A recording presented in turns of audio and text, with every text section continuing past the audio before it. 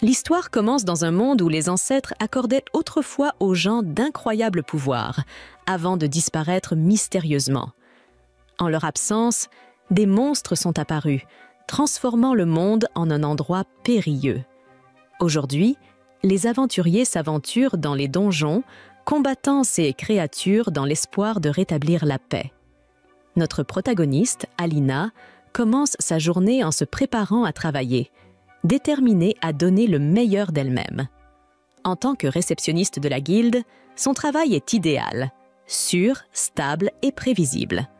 Elle se tient simplement au comptoir, accueillant les aventuriers avec un sourire avant de rentrer chez elle à la fin de la journée. Mais un jour, toute la guilde tombe dans une excitation feutrée. Le légendaire Raging Blade est arrivé. Il s'agit de Gauntz, membre de l'élite de la guilde et l'un des plus puissants aventuriers. Cependant, Alina est très agacée par sa présence bruyante et la façon dont il traîne ses pieds massifs. C'est alors que Gauntz fait une annonce fracassante. Il s'attaque au dragon de la flamme de l'enfer. Les halètements retentissent dans la salle. Aucun aventurier n'a jamais accompli cette quête. Et c'est précisément pour cette raison que la guilde s'est tournée vers Gauntz. Alina, imperturbable, lui demande son identifiant de guilde. Gauntz se moque, insulté.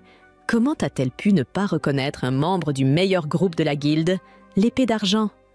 Alina, bien que frustrée, garde son calme. Elle veut juste faire son travail. D'un ton poli mais ferme, elle explique les règles à Gauntz. Tentant de contourner la procédure, Gauntz lui adresse son sourire le plus reconnaissable. Impassible, Alina l'oblige à lui remettre sa carte d'identité. Cela fait, elle soupire en jetant un coup d'œil à la file interminable d'aventuriers qui attendent toujours. Elle se rappelle qu'elle doit garder son sourire de service à la clientèle. Ce soir-là, tandis que les aventuriers font la fête au bar local, Alina reste coincée à la guilde, noyée dans la paperasse. Elle rêve de pointer, de se blottir chez elle, de toutes les choses relaxantes qu'elle pourrait faire. Mais la réalité est cruelle. Cette reine de la procrastination sait que si elle laisse tout cela à la future Alina, la charge de travail ne fera qu'augmenter. Déterminée, elle s'enfile une boisson énergisante et passe en mode hyperdrive. La cause de toutes ces heures supplémentaires? Le dragon de la flamme de l'enfer. Tant que ce monstre reste invaincu, son donjon continue d'engendrer des créatures, ce qui entraîne un cycle de quêtes sans fin. Les aventuriers continuent d'affluer pour accepter les missions, ce qui signifie qu'Alina doit faire face à un flot ininterrompu de clients le jour et à des montagnes de paperasse la nuit. À bout de nerfs, elle finit par craquer, lançant une furieuse tirade d'injures au dragon de la flamme de l'enfer pour avoir, à lui seul, ruiné sa vie. Si quelqu'un voulait bien le vaincre, elle pourrait retrouver la paix. La frustration d'Alina atteint son point d'ébullition car elle déteste les heures supplémentaires plus que tout au monde et elle se promet de pointer à l'heure. Au plus profond du donjon, l'épée d'argent affronte le dragon de la flamme de l'enfer. Le chef, Jade, protège bien son groupe, mais l'attaque de Gauntz n'a aucun effet sur le géant du donjon. Le dragon envoie Gauntz dans le vide, leur soigneur le soigne, mais l'attaque magique de Jade s'avère également vaine. Gauntz abandonne en réalisant qu'il n'est tout simplement pas assez fort pour la bête, et Jade décide qu'ils doivent battre en retraite. C'est alors qu'une mystérieuse aventurière, dont l'identité est totalement inconnue, fait irruption. Jade lui dit de prendre ses jambes à son cou, mais elle ne l'écoute pas et utilise ses compétences pour invoquer une arme. L'invocation d'une arme de cette façon est choquante pour Jade, et la jeune fille charge rageusement le dragon tout en l'injuriant. C'est clairement notre protagoniste qui s'élance dans les airs, reprochant au dragon d'être coincé dans l'enfer des heures supplémentaires, et son attaque parvient à blesser la bête. Elle esquive sa contre-attaque et continue de lancer tous les jurons possibles pour souligner à quel point elle en veut au dragon d'avoir dû pointer en retard. Le dragon s'envole pour déclencher son attaque la plus puissante, mais celle-ci n'affecte en rien Alina. Après avoir entendu un juron si vulgaire qu'il a dû être censuré dans les sous-titres, Alina porte le coup de grâce et la bête géante est complètement vaincue. Les habitants de Silversword sont stupéfaits et Jade se demande si cette mystérieuse personne n'est pas en fait le légendaire exécuteur. Ce mystérieux aventurier est capable de vaincre en solo les boss de donjon que personne d'autre ne peut conquérir. Les aventuriers se battent normalement en groupe, mais l'exécuteur fait tout seul. La bête est vaincue, mais tout. Ce qui importe à Alina, c'est de pouvoir enfin rentrer chez elle à temps. Elle se retourne pour partir et Jade est choquée d'apercevoir son visage. Le lendemain, Alina est horrifiée. Elle a recommencé. Sa petite escapade lui a valu d'être citée dans le journal. La guilde veut retrouver l'exécuteur à tout prix. Gant prend sa retraite de l'épée d'argent et la guilde souhaite qu'elle devienne la nouvelle attaquante de l'épée d'argent. À ce moment-là, Alina doit nier connaître quoi que ce soit sur l'exécuteur. Son amie Leila est une grande admiratrice et est convaincue que l'épée d'argent serait invincible si l'exécuteur les rejoignait. Personne ne connaît son identité, alors Leila espère qu'elle sera bientôt retrouvée. Bien sûr, ce serait le pire cauchemar d'Alina, car elle aurait de gros ennuis si l'on découvrait qu'elle affrontait seule les boss de donjon avec une fausse carte de licence. Les réceptionnistes de la guilde n'ont pas le droit d'avoir un second emploi, et elle serait immédiatement renvoyée. Le travail a ses inconvénients, mais il offre à Alina de nombreux avantages. Il lui garantit une bonne sécurité et un emploi à vie. Le meilleur dans tout cela, c'est qu'elle peut rentrer chez elle à la même heure chaque jour, à condition qu'il n'y ait pas d'heures supplémentaires. C'est d'ailleurs pour cette raison qu'elle est devenue réceptionniste. Alors elle refuse que sa vie soit ruinée en étant démasquée maintenant. Au quartier général de la guilde, Jade cherche désespérément la fille qu'il a vue cette nuit-là. Son groupe se demande s'il pourrait vraiment s'agir d'une fille, car l'arme de l'exécuteur est immense, mais Jade en est certain. C'est une fille aux cheveux noirs et aux yeux verts, et elle est jeune. Six amis pensent qu'il est trop obsédé par elle, mais Jade leur demande un peu plus de temps, car il doit absolument la retrouver. Pendant que ses coéquipiers attendent, ils vont chercher des encassins. Lulu se plaint que l'eau fait trop la sieste, mais il n'y peut rien puisqu'il reste debout toute la nuit à étudier des grimoires. Ailleurs, un tatoueur est furieux d'avoir été ridiculisé. Il jure de se venger, mais un terrifiant homme squelette s'approche de lui. Non loin de là, Jade contemple la relique laissée par le dragon des flammes de l'enfer. Les reliques portent la marque Dia, ce qui signifie qu'elles contiennent les techniques des ancêtres. Elles confèrent des pouvoirs à quiconque les utilise, et n'importe quel aventurier mourrait pour en avoir une. Mais l'exécuteur ne semblait pas s'en soucier. De plus, le pouvoir qu'elle a utilisé n'a rien à voir avec les techniques de Dia. Jade est choqué lorsqu'il pense qu'elle pourrait avoir ce qu'on appelle une technique Dia, et il se promet de la retrouver quoi qu'il arrive. C'est alors qu'un vent étrange attire son attention sur une jeune fille, et il est choqué de voir qu'elle ressemble comme deux gouttes d'eau à l'exécuteur. Jade la suit rapidement, incrédule, alors qu'elle entre dans la guilde des aventuriers. À l'intérieur, Alina est soulagée de constater qu'il n'y a pas beaucoup d'aventuriers à gérer aujourd'hui. Jade entre pour la saluer, mais Alina ne comprend pas pourquoi le chef de l'épée d'argent est ici. Elle craint qu'il n'enquête sur l'exécuteur et se demande s'il ne l'a pas déjà démasqué. Alina se calme en se rappelant que son visage est couvert et qu'elle utilise un faux nom sur son permis. Personne ne devrait pouvoir la retrouver. Jade explique qu'il a vu quelqu'un utiliser un incroyable marteau de guerre et lui demande si elle sait quelque chose à ce sujet. Bien sûr, Alina nie même connaître le nom et tente d'aller demander à quelqu'un. Mais Jade ne la laisse pas partir, expliquant qu'il a des yeux très perçants et qu'il a bien vu le visage de la jeune fille. Jade connaît déjà le nom d'Alina et celle-ci panique. Elle pensait que sa capuche suffisait à cacher son visage, surtout dans ce donjon sombre.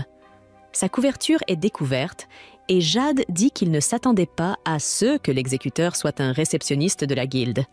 Alina dit adieu à sa vie de réceptionniste de guilde, mais se rappelle rapidement que son emploi est trop stable et trop sûr pour qu'elle l'abandonne. Alina se met calmement au service de la clientèle et dit à Jade que ce n'est pas l'endroit approprié pour parler. Elles poursuivent leur conversation dans une ruelle où Jade lui donne le butin de sa bataille. Alina exprime sa gratitude et explique que la force et la durabilité des reliques sont inégalées. Elle insiste sur le fait qu'elles sont presque indestructibles, avant de les réduire en 1000 morceaux quelques secondes plus tard. Jade est stupéfaite de voir qu'elle a brisé la relique d'une seule main, et Alina explique calmement qu'elle veut juste vivre une vie paisible en tant que réceptionniste de la guilde. Alina abandonne alors son faux sourire et prévient qu'elle le fera regretter s'il interfère dans sa quête de paix. Elle recommence à jurer comme un marin et menace d'écraser Jade, comme elle l'a fait avec le dragon.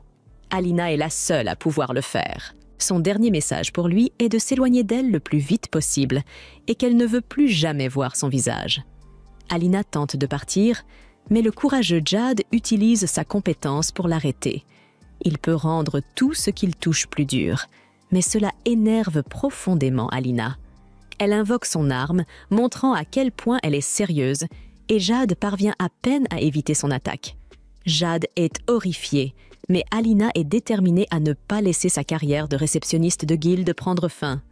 Jade fait une pause, se demandant d'où elle a bien pu sortir son arme.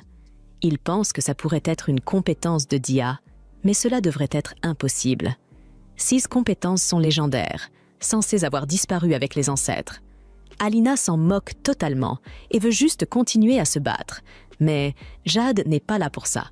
Il déclare qu'il veut qu'Alina le rejoigne, mais elle menace de le poursuivre en justice pour harcèlement. Jade avoue qu'il n'a pas pu cesser de penser à elle depuis leur combat et qu'il a besoin d'elle pour être l'attaquante de Silver Sword. Alina en a assez et répète qu'elle veut juste mener une vie paisible en tant que réceptionniste de guilde.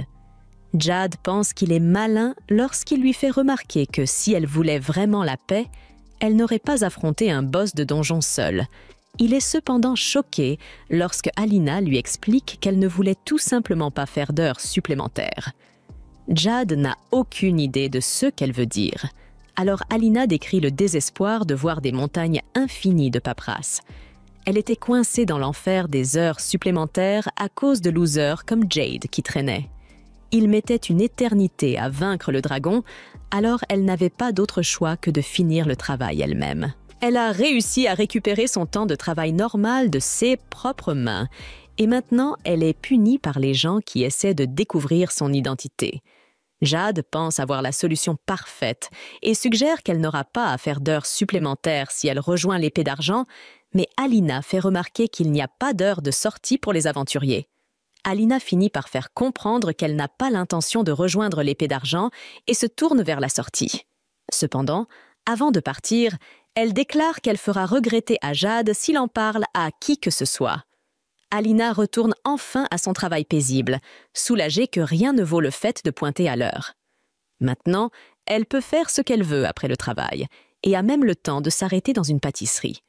C'est à ce moment-là que ses rêves sont brisés par l'irruption d'un homme tatoué dans la guilde. Il exige qu'on lui confie une quête secrète et Alina craint que ce type ne lui fasse faire encore plus d'heures supplémentaires. Elle a réussi à récupérer son temps de travail normal de ses propres mains et maintenant elle est punie par les gens qui essaient de découvrir son identité. Jade pense avoir la solution parfaite et suggère qu'elle n'aura pas à faire d'heures supplémentaires si elle rejoint l'épée d'argent, mais Alina fait remarquer qu'il n'y a pas d'heure de sortie pour les aventuriers. Alina finit par faire comprendre qu'elle n'a pas l'intention de rejoindre l'épée d'argent et se tourne vers la sortie. Cependant, avant de partir, elle déclare qu'elle fera regretter à Jade s'il en parle à qui que ce soit. Alina retourne enfin à son travail paisible, soulagée que rien ne vaut le fait de pointer à l'heure. Maintenant, elle peut faire ce qu'elle veut après le travail et a même le temps de s'arrêter dans une pâtisserie. C'est à ce moment-là que ses rêves sont brisés par l'irruption d'un homme tatoué dans la guilde. Il exige qu'on lui confie une quête secrète et Alina craint que ce type ne lui fasse faire encore plus d'heures supplémentaires. Jade prévient Alina qu'il y a beaucoup de gens dangereux autour d'elle et qu'elle doit donc être prudente. Alina accepte et le remercie, mais elle veut surtout savoir ce que le chef de l'épée d'argent fait ici. Jade se rend compte qu'elle menace sa vie, alors il dit qu'il ne faisait que passer et s'en va. Le lendemain, Alina n'arrive pas à croire que quelqu'un a découvert sa véritable identité. Jade pourrait mettre en péril son paisible emploi de réceptionniste, alors elle se demande si elle ne devrait pas le malmener un peu pour s'assurer qu'il se taise. Elle se rend vite compte que Jade est en fait une personne assez importante et que si elle lui faisait quelque chose, elle serait probablement renvoyée de toute façon. Elle ne sait pas quoi faire et souhaite rester au lit pour toujours. Malheureusement, si elle a pu verser un acompte sur cette maison, c'est grâce à son emploi stable et sûr de réceptionniste. Cela permet à Alina de se concentrer à nouveau et de déclarer que travailler à la guilde est le meilleur emploi qui soit et qu'elle doit s'assurer qu'elle ne sera pas renvoyée. Plus tard, Alina est contrariée par le fait que Jade traîne toujours près du tableau des quêtes. Maintenant qu'il se présente pendant sa pause déjeuner, elle ne tarde pas à invoquer son marteau de guerre. C'est la seule occasion qu'elle a d'être seule. Mais Jade veut désespérément savoir quand sa compétence d'IA s'est éveillée pour la première fois. Alina refuse de lui dire quoi que ce soit, mais Jade insiste. Il lui explique que les conditions d'éveil de la compétence sont encore inconnues et qu'elles sont très rares. Il se demande pourquoi elle gaspille ses compétences en devenant réceptionniste, mais Alina ne lui prête guère attention. Elle lui dit simplement que peu importe le temps qu'il passera à la guilde, elle ne rejoindra jamais l'épée d'argent. Alina s'en va, mais même elle se demande pourquoi les dieux ont choisi de donner une compétence à un réceptionniste de guilde. Un flashback révèle que tout s'est passé il y a 2 ans. Il y avait un festival annuel qui durait 3 jours et 3 nuits. Alina venait de commencer son travail de réceptionniste et elle n'y était pas encore habituée, ce qui l'obligeait à faire des heures supplémentaires tous les jours. Elle voulait absolument aller au festival, mais il lui restait beaucoup de travail. On dit que la personne qui fait le vœu le plus ardent pendant le festival obtient la bénédiction de Dia. Alina a fait de son mieux en suppliant Dia de ne plus jamais la laisser faire d'heures supplémentaires, mais son souhait est resté sans réponse. Ce n'est que plusieurs heures plus tard qu'Alina a enfin terminé et qu'elle a pu visiter le festival. Malheureusement, tout était déjà terminé.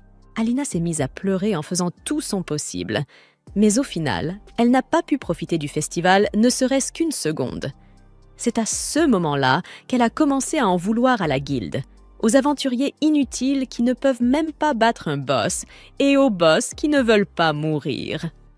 C'est à ce moment-là qu'elle a commencé à détester tout ce qui l'oblige à faire des heures supplémentaires. Alina n'a pas pu retenir ses larmes, car elle était prête à tout pour ne plus faire d'heures supplémentaires. Elle voulait beaucoup de pouvoir, afin de pouvoir détruire tout ce qui l'empêchait de pointer à l'heure. C'est à ce moment-là qu'elle a reçu la bénédiction de Dia. De retour au présent, Slay pense à se venger de la réceptionniste qui parle à tort et à travers. À ce moment-là, il semble intrigué par des aventures qui ont surpris tout le monde en ramenant un chef de raid. Ailleurs, Jade réfléchit à la manière dont il pourrait convaincre Alina de lui accorder l'heure du jour. Il se reprend vite et se rappelle qu'il est censé la convaincre de rejoindre l'épée d'argent. C'est à ce moment-là qu'il doit partir précipitamment, car le chaos éclate et nous voyons que le boss du raid terrorise la ville. Cette chose fait de gros dégâts et est sur le point d'écraser quelques aventuriers blessés. Mais Jade prend l'aggro avec sa capacité Astor. Jade leur dit de se mettre à l'abri, mais ils s'inquiètent pour lui. Les boss de raid sont extrêmement puissants et ils craignent que Jade ne soit pas capable de les vaincre seul. Les aventuriers l'endorment afin de pouvoir le ramener pour les matériaux, mais il commence à devenir fou. C'est alors que Slade révèle qu'il utilise son pouvoir pour contrôler le monstre pendant qu'il dort. Il prévoit de détruire la ville entière, ainsi que Jade et l'ennuyeuse réceptionniste de la guilde. Jade refuse de le laisser faire et utilise son bouclier pour bloquer l'attaque du boss. Peu importe qu'il s'agisse d'un boss de raid ou non, Jade se promet de tout bloquer. À la guilde, Alina est furieuse contre son patron parce qu'il lui a donné un tas de travail qui se soldera par une nouvelle journée d'heures supplémentaires. Elle entend alors le chaos à l'extérieur et n'est pas surprise de voir que Tattoo Face est derrière tout ça. Elle ne réagit pas avec beaucoup d'urgence, mais tout change lorsqu'un des rochers du monstre vole dans une certaine direction. Elle se précipite et espère désespérément qu'il n'a pas atterri là où elle le pense. Malheureusement pour elle, en arrivant chez elle, elle découvre que le rocher a traversé son toit. C'est une vision terrifiante, car Alina n'a plus que 3 ans d'hypothèque. Les choses s'aggravent encore lorsqu'un rocher géant se fraye un chemin jusqu'au premier étage. La consternation d'Alina se transforme rapidement en colère. Elle invoque son arme et maudit Slay. De retour au centre-ville, nous constatons que Slay a éliminé plusieurs aventuriers. Jad se rend compte qu'ils n'ont pas assez de combattants pour affronter le chef du raid, et il ne sait pas quoi faire. Jessa et Alina surgissent du ciel et coupent le bras du chef de raid d'une seule attaque. Slay est amusé de voir que l'exécuteur est arrivé et il fait remarquer que la guilde était en train de la chercher frénétiquement. Il est certain qu'il serait furieux s'il mettait fin à sa vie. C'est donc ce qu'il compte faire. Cependant, son rire s'arrête rapidement lorsqu'il voit à quel point elle est en colère. Furieuse, Alina explique que sa maison était le seul réconfort dont elle disposait lorsqu'elle était épuisée par son travail. C'était son paradis personnel et elle jure de mettre fin à la vie de Slay. Pour lui, la mort sera sa récompense pour avoir détruit son paradis. Elle passe à l'attaque et Slay demande désespérément au golem de l'assommer. Mais il est trop tard, car elle anéantit la bête géante d'un seul coup. Slay craint pour sa vie lorsqu'elle s'approche de lui et lui dit de s'éloigner. Alina ne l'écoute pas et le plaint de n'avoir jamais appris à ne pas briser les objets des autres. Il est trop tard pour lui, car elle lui lance une avalanche d'injures et lui assène un coup de marteau. À la surprise générale, elle épargne la vie de Slay. Plus tard, Jad se sent mal pour Alina qui a perdu sa maison et ne sait plus quoi faire. Jad ne laisse pas passer l'occasion et tente sa chance en lui demandant si elle aimerait passer la nuit chez lui. Alina dit à l'idiote d'arrêter de faire des blagues idiotes, car il est évident qu'elle va loger dans une auberge. Elle va devoir faire encore plus d'heures supplémentaires à cause de Slay, alors elle veut juste qu'on la laisse tranquille. De retour sur les lieux du combat, un homme est reconnaissant au bourreau d'avoir sauvé la ville. Cependant, il dit que sa venue ici était une grave erreur, et il utilise sa capacité pour faire quelque chose. De retour à la guilde, Alina est à nouveau obligée de faire des heures supplémentaires. Jade fait de son mieux pour essayer de la réconforter, mais Alina se demande pourquoi il est là. Elle ne cesse de lui dire de partir, mais il veut juste s'assurer qu'elle ira bien après ce qui s'est passé. Alina se souvient alors que Jad est toujours un haut fonctionnaire et qu'il a donc le droit d'être dans le bureau. Cela fait un moment qu'ils travaillent ensemble et Jad pense qu'il devrait s'arrêter là. Alina plaint ce débutant qui fait des heures supplémentaires et explique qu'il y a eu de nombreux jours où elle n'était pas en mesure de faire tout le travail. Des jours où elle pensait pouvoir le garder pour un autre jour, lorsqu'elle serait plus motivée. Mais elle a vite compris que cela signifiait simplement que demain, Alina devrait faire face à la paresse d'Alina aujourd'hui. Plus importante encore, elle n'aura jamais la motivation nécessaire pour faire des heures supplémentaires. Alina essaie toujours de faire son travail le plus tôt possible dans l'espoir de pouvoir pointer à temps le lendemain. Jad termine quelques papiers et Alina est stupéfaite de voir qu'il les a parfaitement exécutés. Elle se demande alors s'il est du genre capable de faire quelque chose de bien du premier coup avec un minimum d'instructions. Cela l'agace au plus haut point, car elle est du genre maladroit et doit faire toutes les erreurs avant d'apprendre quelque chose. Alina s'imagine alors en train de laisser éclater toute sa frustration. Elle a mis 3 ans pour en arriver là. Mais ce Jay débarque comme ça et il est déjà excellent dans son travail. Les gens comme lui l'énervent au plus haut point et elle se demande pourquoi le monde est si injuste. Jay tente de lui expliquer que c'est parce qu'elle est un bon professeur et lui propose de finir le reste du travail. Malheureusement, la fierté d'Alina en tant que réceptionniste ne le permet pas. Jay cherche des bonbons pour aider Alina à se sentir mieux, mais il est surpris de constater que la relique qu'elle a écrasée est de nouveau dans son sac. Le mot « ordre de quête » y est inscrit et elle commence à briller. Un écran apparaît et révèle une quête. Le lieu est la tour de craie et le critère d'achèvement est de vaincre tous les boss de l'étage. Tous deux n'ont jamais entendu parler de la tour de craie, mais Alina s'en moque. Après tout, il s'agit de son étrange rocher et elle est sûre que Jad et l'épée d'argent peuvent s'en occuper. Pour elle, c'est un vrai casse-tête et Jad décide qu'il va devoir s'en occuper. Le lendemain, Alina n'arrive pas à croire que cela s'est reproduit. Le bourreau fait la une des journaux et Leila s'extasie devant lui.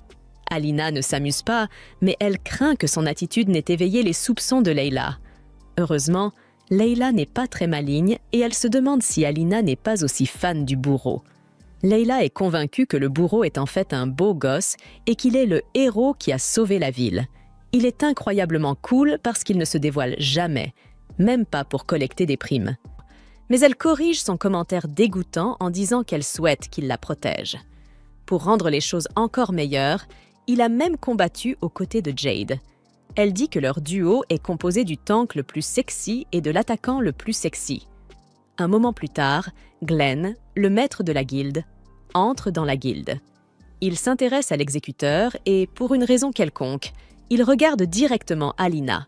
Il est content d'apprendre qu'elle va bien et se demande si elle connaît la compétence qu'il possède. Alina la connaît bien sûr. Il s'agit de Chronos, qui arrête le temps dans un endroit. Cela lui permet également d'observer les événements du passé.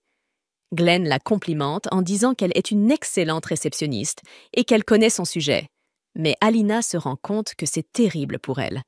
Si Glenn le souhaitait, il pourrait remonter le temps au centre de la ville pour voir le visage de l'exécuteur. À ce moment-là, Glenn devient très sérieux et dit à Alina qu'il ne devrait pas parler ici, et il lui ordonne de venir au quartier général de la guilde. Au quartier général, Alina est complètement hors d'elle, car elle est convaincue que Glenn connaît son secret. Elle avait le pressentiment que cela arriverait un jour, et maintenant, elle va être renvoyée. Jade essaie de la calmer en disant que Glenn est très compréhensif et qu'il pourrait être clément. Alina ne veut rien entendre de Jade, et elle l'appelle un délateur. Here is the French translation of your text. Jade promet qu'il n'a pas dit un seul mot à propos de son secret. Mais Alina ne veut rien entendre. Elle déteste ce nerd et espère qu'il se cogne l'orteil sur une commode, puis tombe d'une falaise.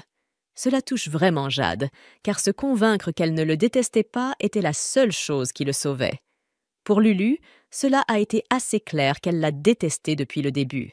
Mais l'eau dit qu'il ne devrait pas frapper un homme lorsqu'il est à terre. Il est évident qu'il est amoureux, mais cela surprend Lulu, car Jade a ignoré toutes les filles qui ont essayé de lui parler. Elle ne pense pas qu'il y ait de l'espoir pour lui, mais l'eau lui rappelle d'être plus douce. À l'intérieur, Alina rencontre Glenn, et il est étonné qu'elle puisse avoir l'air d'une réceptionniste ordinaire.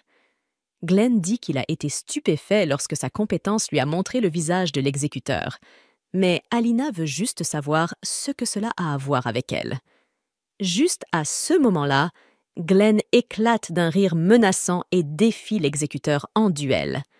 Merci d'avoir regardé mon résumé. Abonnez-vous à la chaîne pour plus de vidéos. Si elle perd, la jeune fille devra rejoindre la guilde de l'épée d'argent. Si elle gagne, la guilde la laissera tranquille et garantira son poste de réceptionniste. Sans hésiter une seconde, Alina invoque son marteau de guerre, faisant comprendre une bonne fois pour toutes à Lo et Lululi que cette femme est bel et bien l'exécutrice. Lorsque le maître de la guilde décide de régler ce différend par la violence, Alina ne retient pas ses coups et charge son adversaire, qui réagit en activant sa capacité Sigit Chronos. Avec le temps figé, il réalise que cette fille est bien plus qu'une exécutrice. Elle est aussi une bête divine, voire une divinité malveillante. Ainsi, le marteau d'Alina brise la barrière temporelle imposée par Glengarria. Alors qu'elle fait cela, elle regarde autour d'elle, tentant de comprendre ce qui s'est passé. Avec tout figé autour d'elle, Glenn explique qu'il se trouve dans sa salle d'observation, un espace existant en dehors du cours normal du temps. Seul lui devrait être capable de s'y mouvoir, mais son adversaire vient de prouver qu'elle est bien plus que ce qu'elle laisse paraître. Riant doucement, le maître de la guilde se rend simplement et annule son pouvoir. Encore plus confuse, Alina exige des explications. Alors Glenn l'emmène au cœur du sanctuaire pour lui révéler qu'il ne l'a défiée en duel que dans le but d'évaluer personnellement ses capacités. Un blessé derrière le maître explique que les capacités peuvent être classées en 3 types. Celles de type régénération, celles de type Sigit, plus rares, et enfin celles de type Dia, encore plus difficiles à trouver, où un type inférieur ne peut être vaincu que par un type supérieur. En d'autres termes, Alina doit être de type Dia. Peu intéressée par cette discussion, Alina se lève, espérant que ces gens tiendront parole et ne la dérangeront plus. Mais avant qu'elle ne puisse partir, Glenn lui demande si elle a entendu parler de la tour de craie. Alina demande quel rapport cela a avec elle, et il lui révèle qu'il a découvert ce nouveau donjon après avoir lancé une enquête à la suite du rapport de Jade. Le rapport de mission issu de cette relique concernait une mission secrète, dissimulée par les ancêtres.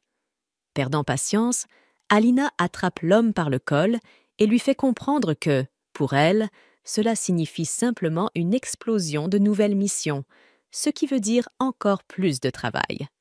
En résumé, encore des heures supplémentaires en perspective. Voyant le dilemme de la jeune femme, Glenn comprend qu'elle est devenue exécutrice uniquement pour éviter d'avoir plus de travail. Il tente alors de la convaincre en expliquant que la réceptionniste sera dédommagée pour cette mission. Cependant, Alina se plaint que ces types avaient promis de la laisser tranquille, mais qu'ils commencent déjà avec leurs histoires tordues de mission et tout le reste. Alors qu'elle s'apprête à partir, le maître promet de doubler le nombre de réceptionnistes au comptoir des demandes si Alina accepte d'aider l'épée d'argent dans cette expédition. Alina croise les bras et réfléchit à l'offre.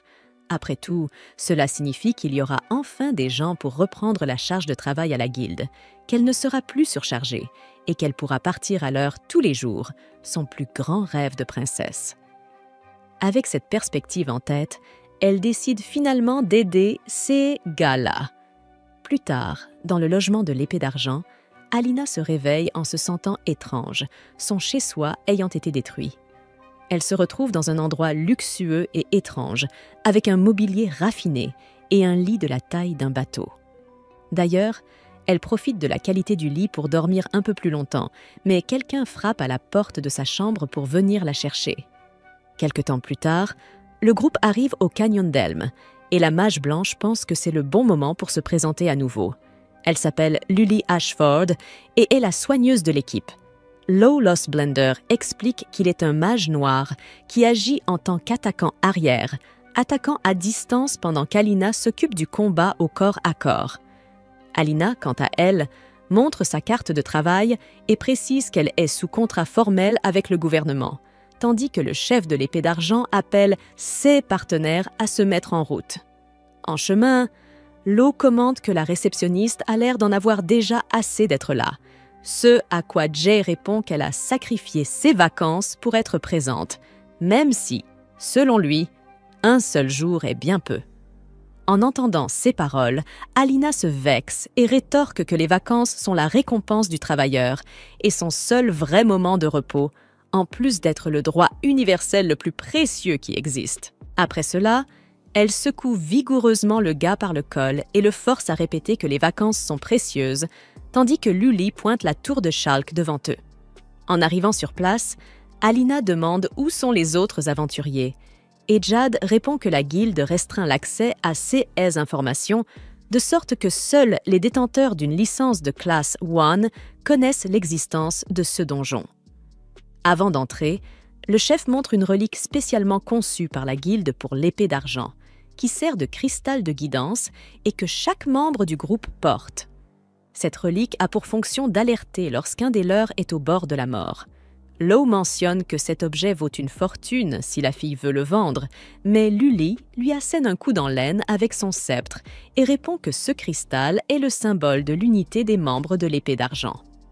Enfin, ils entrent dans le premier étage, et Jade enseigne à Alina que l'attaquant de l'avant-garde ne doit jamais commencer un combat, car c'est au tank d'attirer l'ennemi en premier. Au fait, un gigantesque loup de guerre apparaît devant l'équipe. Alors Jade s'avance pour invoquer sa capacité Astur afin d'attirer le monstre, suivi du mur de Sigrid.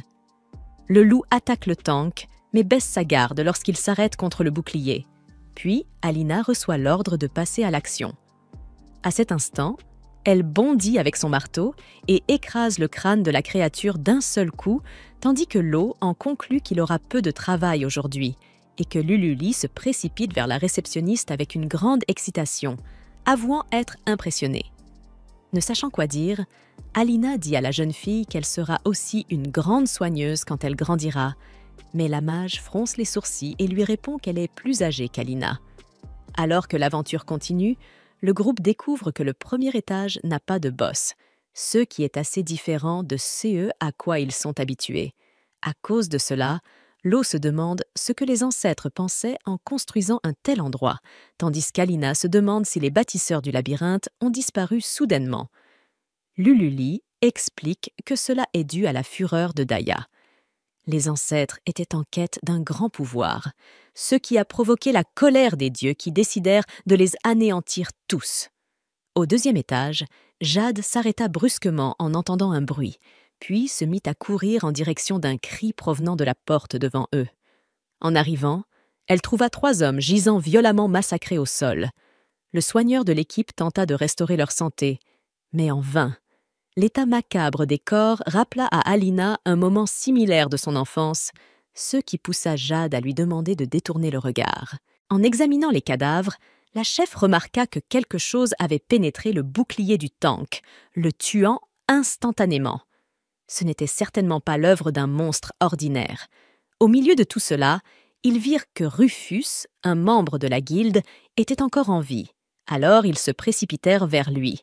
Rufus pointa du doigt une direction et mentionna qu'un monstre humanoïde était venu de là et avait utilisé sa compétence. À ce moment-là, une chauve-souris, attirée par le sang, fondit sur Lululi, prête à attaquer. Mais Alina intervint juste à temps et élimina la menace. Effrayé, Rufus remarqua que c'était le marteau du bourreau et accusa Alina d'être une alliée du monstre, car celui-ci utilisait aussi un cercle magique blanc pour invoquer des armes. Après cette accusation, Rufus alla même jusqu'à traiter la jeune fille de monstre. Une fois l'expédition terminée, Jade rapporta au maître de guilde que le groupe de Rufus, qui n'était surpassé en force que par l'épée d'argent, n'avait eu aucune chance face à cette menace.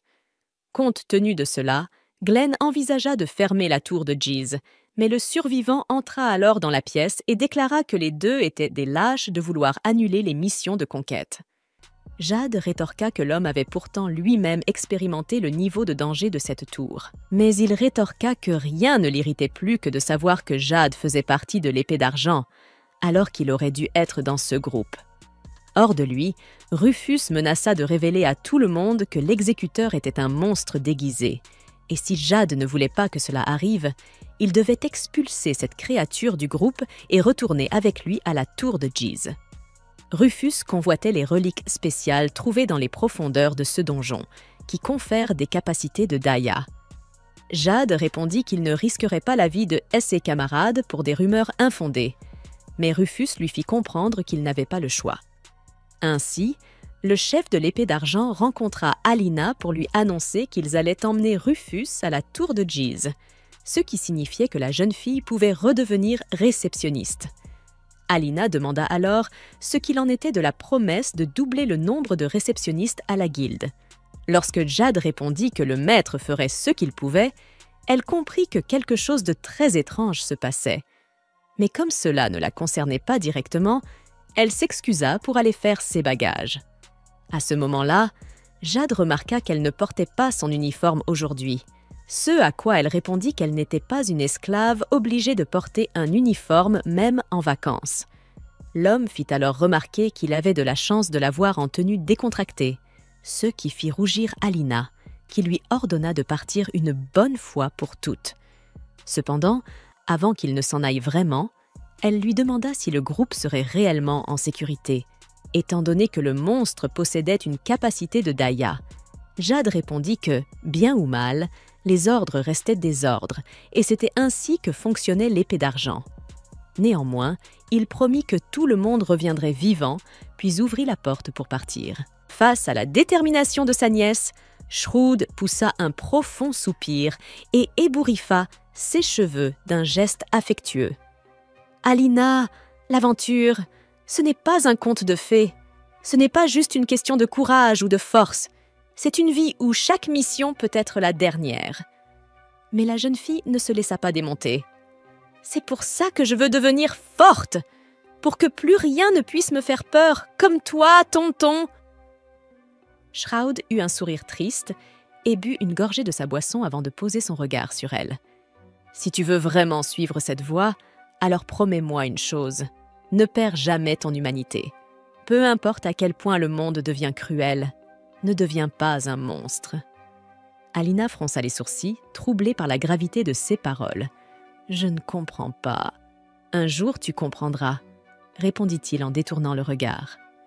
Le souvenir s'effaça brusquement et Alina revint à la réalité, son cœur battant plus vite que d'habitude. Pourquoi ce souvenir lui revenait-il maintenant? Et surtout, pourquoi cet homme qu'elle venait d'apercevoir lui donnait-il la même impression que son oncle disparu? Lululi fronça les sourcils, inquiète de voir Jade s'épuiser à ce point. « Si tu continues comme ça, c'est toi qu'on devra porter sur notre dos », grogna-t-elle en croisant les bras. Mais Jade secoua la tête et resserra sa prise sur son arme. « Tant qu'on avance, tant qu'on reste ensemble, ça ira. » Rufus, qui marchait en retrait, observa la scène avec mépris. « Tsk! Encore à jouer les héros. Tu crois vraiment pouvoir nous protéger indéfiniment ?»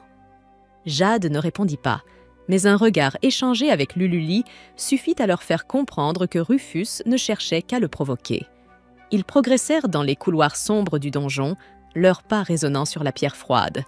L'atmosphère devenait de plus en plus pesante, et même les plus aguerris sentaient l'oppression du lieu. Soudain, un hurlement glaçant déchira le silence. Tous s'arrêtèrent net. Un frisson parcourut l'échine d'Alina. Ce cri, il ressemblait étrangement à celui qu'elle avait entendu le jour où elle avait perdu son oncle. Son cœur se serra. « Jade !» murmura-t-elle en serrant la relique de l'épée d'argent. Le chef du groupe dégaina son arme et fixa le couloir plongé dans l'obscurité.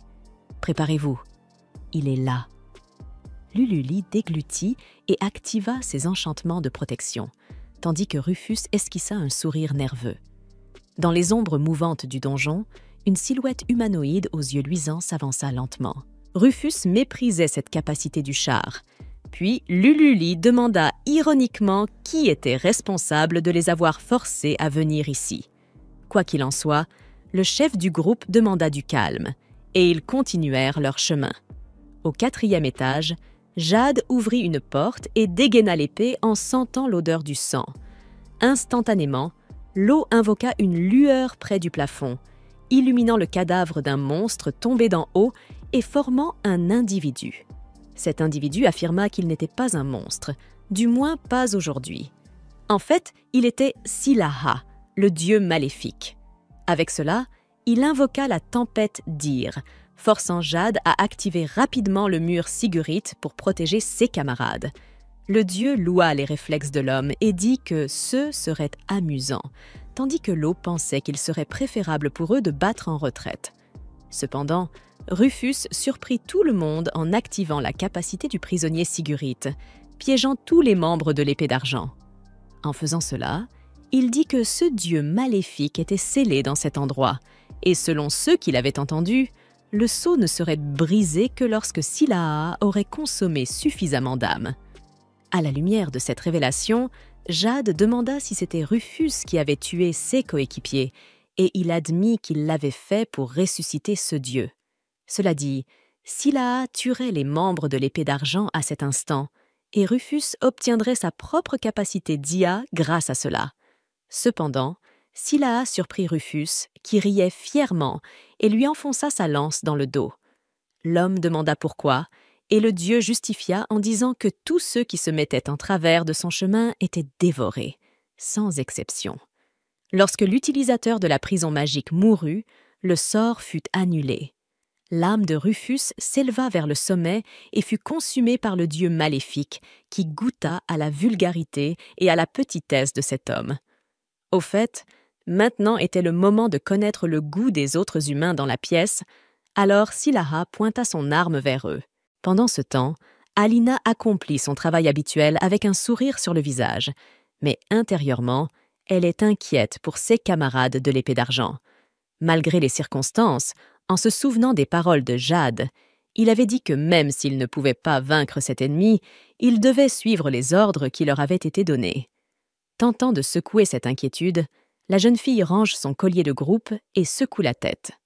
De retour à la tour Giz, les membres de l'équipe se demandent quoi faire, alors que le dieu maléfique s'approche après avoir facilement renversé le premier humain. Jade, par exemple, sait que ses capacités de cigarette n'ont aucune chance contre une divinité maniant des pouvoirs de niveau d'IA. Alors que les aventuriers restent figés, Scylla fait le premier pas pour attaquer, mais Lo réagit rapidement avec sa magie Agnès. Le dieu se défend facilement et se demande de quelle blague il s'agit, tandis que Lululi active la bénédiction de l'immortel sur le tank de l'équipe, qui voit Scylla lancer son esprit sur son bouclier, en déchirant un morceau. De plus, l'attaque cause une blessure à l'épaule du jeune homme qui est rapidement soignée. Intrigué par cette capacité de guérison, Scylla jure de la voler pour lui-même avec sa capacité de drainage d'IA. Bientôt, il invoque le miroir de l'envie du dieu géant et le place devant Lululi. Jade lui dit de fuir, mais le miroir émet une lumière puissante qui frappe la guérisseuse, lui arrachant son sceptre et le jetant dans les mains du dieu qui brise le bâton en deux sans hésiter. Lululi tente de lancer d'autres sorts, mais elle ne le peut pas sans son arme magique. Au milieu de cela, Jade et Lo remarquent que Scylla porte la marque d'Ia sur son cou, ce qui signifie qu'il est une autre relique créée par les ancêtres. Pendant ce temps, le dieu maléfique invoque le jugement d'Ia, des épées lévitantes qui visent directement leurs adversaires. Jade sait que ses compagnons mourront instantanément s'ils sont touchés par ces lames, et il ne peut pas les laisser mourir dans un tel endroit. Avec cela en tête, il dit à ses alliés qu'il prendra le coup, tandis que les autres doivent trouver une ouverture pour s'échapper. Après avoir déclaré cela, le tank défie personnellement l'adversaire en duel, faisant éclater Scylla de rire. Pour montrer son sérieux, Jade invoque le Sigriff Blood, une technique qui force l'attaque de l'adversaire à frapper l'utilisateur. Lululi se souvient qu'ils avaient convenu d'utiliser cette technique uniquement avec la résurrection Sigriff, alors elle demande si le leader a l'intention de se sacrifier. Puis, sans pitié, Scylla lance son jugement sur l'humain et l'épée flottante est projetée avec tout son poids, perçant le bouclier de Jade et traversant son ventre. Malgré cela, le tank dit à l'ennemi de continuer à attaquer, car il s'entraîne avec Alina tous les jours, il peut donc endurer plus que cela. En même temps, il crie à Lo de fuir, mais son allié ne peut pas s'enfuir et laisser son ami derrière. Scylla affiche son sadisme en confessant qu'il est curieux de voir combien de temps le jeune humain peut supporter, puis lance une autre épée qui perce sa cuisse droite. Instantanément, la jambe du guerrier perd de sa force, mais Jade reste debout, l'épée plantée dans le sol. Lululi se désespère et court après Jade, mais Lo l'attrape et l'emporte sur son épaule. Avec son départ, Scylla se demande si c'est la fin pour le chevalier, avec ses propres camarades qui l'abandonnent. Alors que Jade ne pense qu'à gagner du temps pour permettre à ses amis de s'échapper, car c'est son but en tant que char d'assaut, Scylla admet que le garçon est assez résistant et qu'il sera agréable de le dévorer. Pendant ce temps, Lo transporte Lululi dans un endroit plus éloigné de la tour Giz, mais la guérisseuse ne pardonne pas à son partenaire d'avoir abandonné le chef. Lo s'insurge, demandant ce qu'ils ont bien pu faire là, d'autant que Jade a insisté pour sacrifier sa vie afin qu'il puisse s'enfuir. Acceptant peu à peu la situation, la jeune fille s'agenouille et se demande si Jade va mourir. Mais avant toute réponse, le duo entend des bruits de pas tonitruants dans le couloir de la tour. Un monstre quadrupède aux proportions gigantesques s'approche, bavant et reniflant de rage. Lorsque Lo se place devant le guérisseur du groupe, comme le prévoit le manuel, la bête bondit.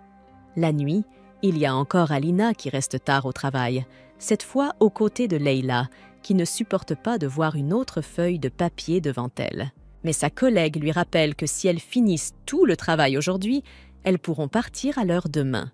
Pour supporter la pression, Leila demande un peu de la boisson favorite d'Alina, à base d'ailes d'ange, et toutes deux en prennent une bonne gorgée. Leila adore ça, mais remarque que cela a le goût d'une boisson de surcharge horaire. Au fait, elle commence à pleurer en se souvenant que la guilde a abandonné l'idée de poursuivre l'exécuteur, car son rêve était de voir ce héros rejoindre l'épée d'argent. Changeant de sujet, la fille remarque que la poche de son amie brille. Alina voit que c'est le pendentif de l'épée d'argent, ce qui signifie qu'un allié est au bord de la mort. La réceptionniste est choquée par cette nouvelle, car cet événement lui rappelle immédiatement ce qui est arrivé à son oncle pendant son enfance. Luttant contre ses souvenirs, elle s'enfuit sans dire au revoir.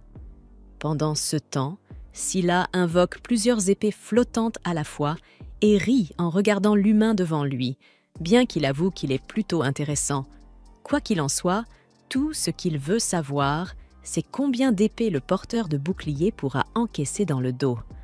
De son côté, Jad imagine que c'est là qu'il va mourir. Et la première personne à laquelle il pense est Alina Clover, car il aimait un peu cette moue de contrariété qu'elle fait. Mais s'il disait ça, il recevrait un bon coup de marteau pour apprendre à se taire. Depuis la première fois qu'il l'a vue dans les profondeurs de ce donjon, le garçon ressentait quelque chose pour cette fille. En l'analysant, Jad pense qu'Alina agit toujours de manière mûre, mais en réalité, elle est bien plus enfantine qu'elle ne le pense, essayant toujours de résoudre ses problèmes par la violence. D'un autre côté, il y a ce regard sans vie lorsqu'elle travaille et ce visage effrayant lorsqu'elle est en colère. Tout cela, accompagné de la joie sur le visage d'Alina lorsqu'elle quitte le travail à l'heure, donne à Jad juste envie d'avoir plus de temps pour profiter des choses qui valent la peine dans cette vie. Au fait, le guerrier crie qu'à côté du marteau de guerre d'Alina Clover, les attaques du dieu maléfique Silaha ne sont absolument rien en comparaison. Pendant ce temps, Alina court désespérément vers le portail cristallin de la guilde Matrix. Lorsqu'elle s'approche, le garde pointe son épée vers elle et lui demande ce qu'elle fait là à cette heure. Cependant, il se rend vite compte qu'elle est réceptionniste à la guilde et lui informe que ce portail mène uniquement au donjon, et si elle veut se rendre dans une autre ville, elle doit utiliser le portail Ifo. Ne pouvant révéler sa véritable identité, Alina réfléchit à quoi dire et se dit que les aventuriers sont destinés à mourir, car ils choisissent un mode de vie et une profession risquée.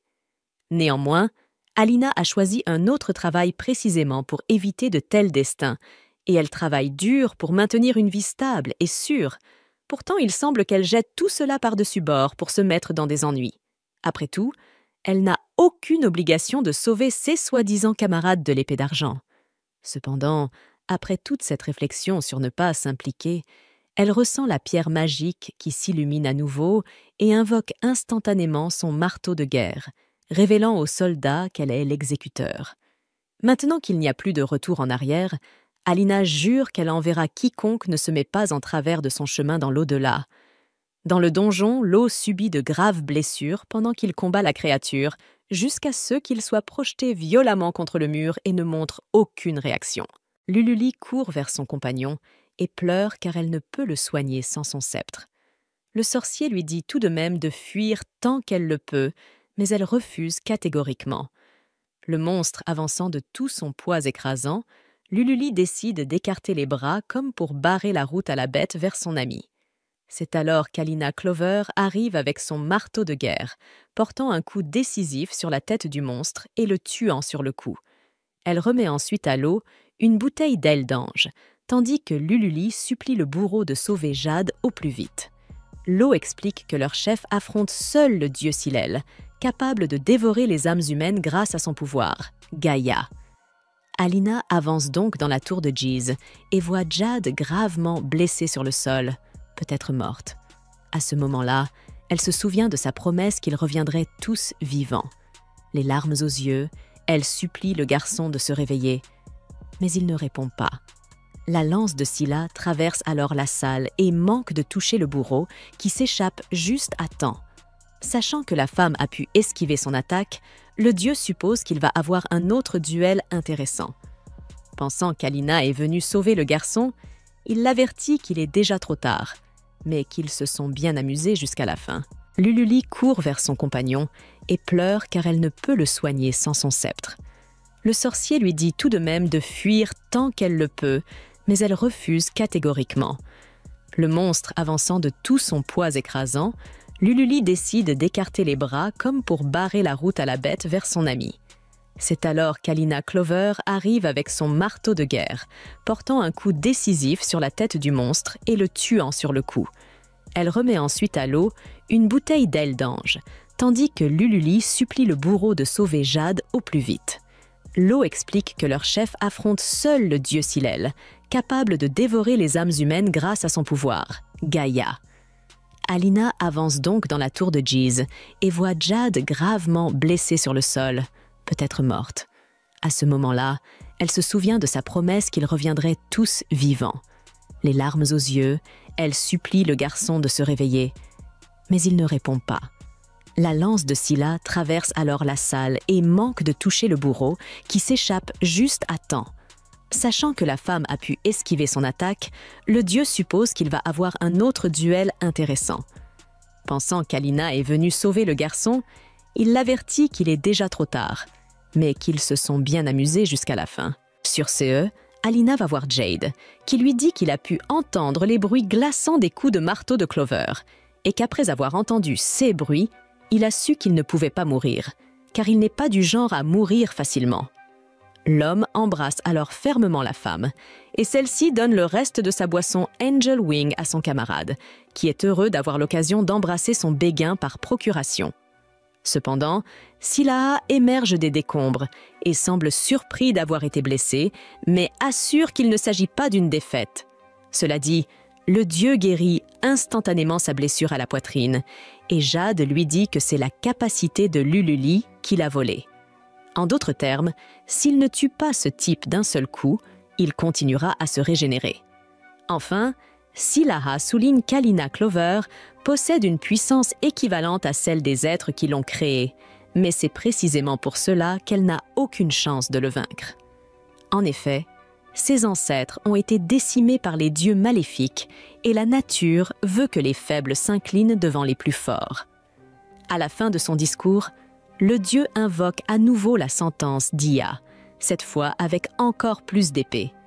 Jade veut servir de bouclier à Alina pour s'échapper, mais la jeune fille ne veut rien entendre et se fraye un chemin à travers les lames avec son marteau jusqu'à ce qu'elle s'approche de Scylla. Mais quelques épées la frappent et la font tomber. Cependant, la jeune fille promet que ses amis ne mourront pas dans ce dépotoir et qu'elle aura un jour une vie paisible, puis attaque le dieu maléfique avec une aura de puissance autour de son corps jamais vue auparavant.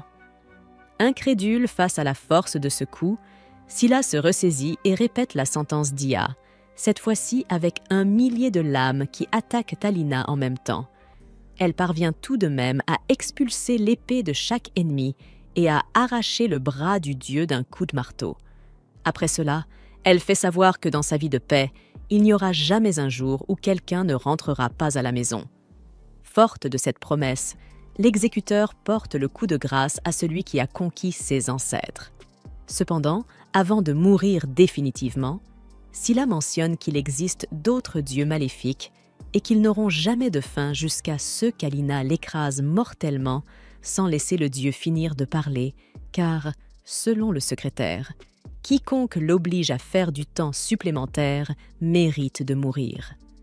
Après la victoire, les autres membres de l'épée d'argent sont heureux de retrouver leur chef en vie et Jade attribue tout le mérite du triomphe à Alina Clover. De son côté, la jeune fille se plaignait de devoir faire encore plus d'heures supplémentaires, mais après réflexion, elle estimait que cela en valait la peine. Les jours suivants, Lululi se concentra sur la guérison des membres blessés du groupe, tandis qu'Alina, qui pensait être renvoyée une fois découverte, fut rassurée par la promesse de Glenn que ses sentinelles garderaient secret son rôle d'exécuteur, ce qui lui permit de reprendre sa vie normale de secrétaire. Cependant, une chose n'a pas changé, elle doit toujours faire des heures supplémentaires. Au cours d'une nouvelle nuit de travail, elle se plaignit à nouveau des longues heures de travail, tout en admettant que les aventuriers travaillaient vraiment dur. C'est à ce moment que Jade arriva, offrant son aide avec son bras en écharpe, expliquant que son énergie était le résultat du filtre d'amour à moitié rempli qu'Alina lui avait donné. En entendant cela, Alina le gifla, mais accepta son aide, ne voulant rien d'autre que d'en finir et de partir. Le lendemain, lors de son interminable journée de travail, Alina parvient à terminer ses tâches et à fermer la guilde avant l'heure du déjeuner, ce qui lui laisse quelques minutes pour savourer le steak haché qu'elle a apporté.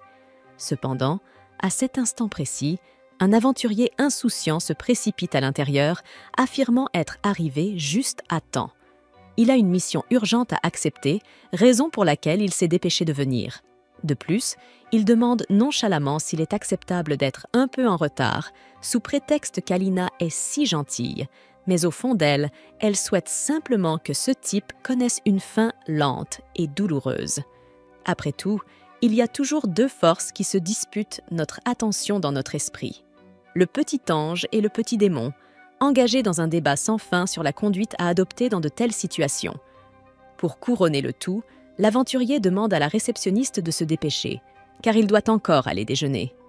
Cette dernière remarque fait perdre son calme à Alina pendant une seconde, mais elle retrouve rapidement son large sourire d'employé et lui assure qu'elle s'occupera de sa demande. Quelques minutes plus tard, Alina bouillonne de rage en mangeant son sandwich, hélas plus absorbée par sa colère que par le repas qu'elle attendait avec impatience. Inquiète pour son amie, Layla demande pourquoi Alina n'a pas simplement renvoyé le type, mais s'il avait râlé et tapé du pied, elle n'aurait eu que plus de travail. Tout ce qu'elle aurait obtenu, c'est encore plus de travail.